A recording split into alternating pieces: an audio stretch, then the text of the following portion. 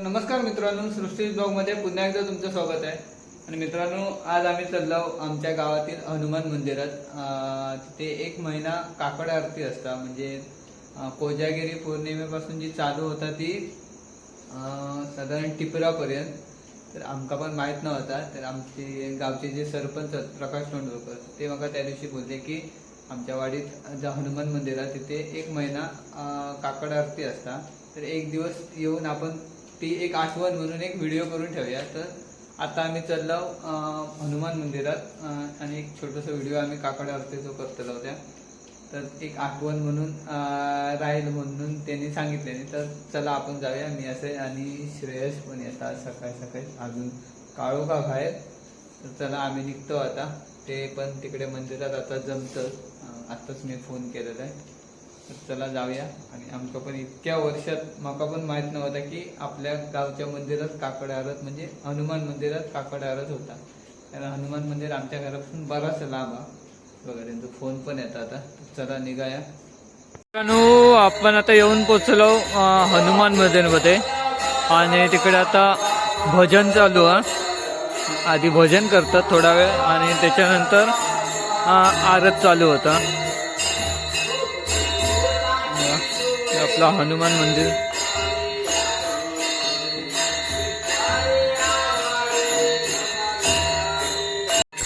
बघा, एक मेंबर रोज म्हणतात काकड आरती घेता।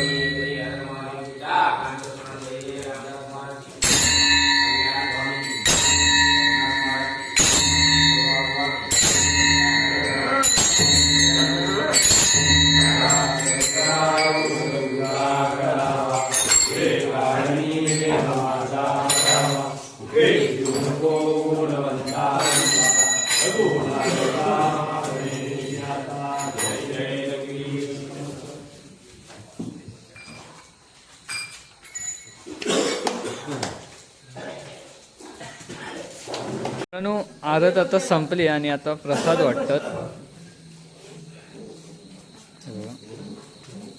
तीर्थ आणि प्रसाद.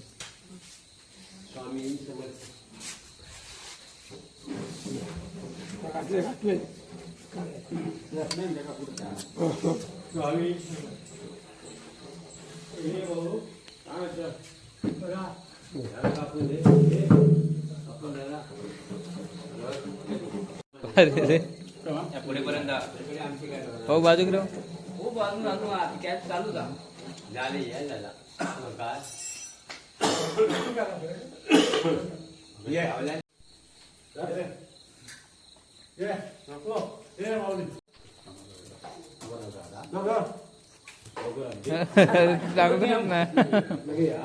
परत परत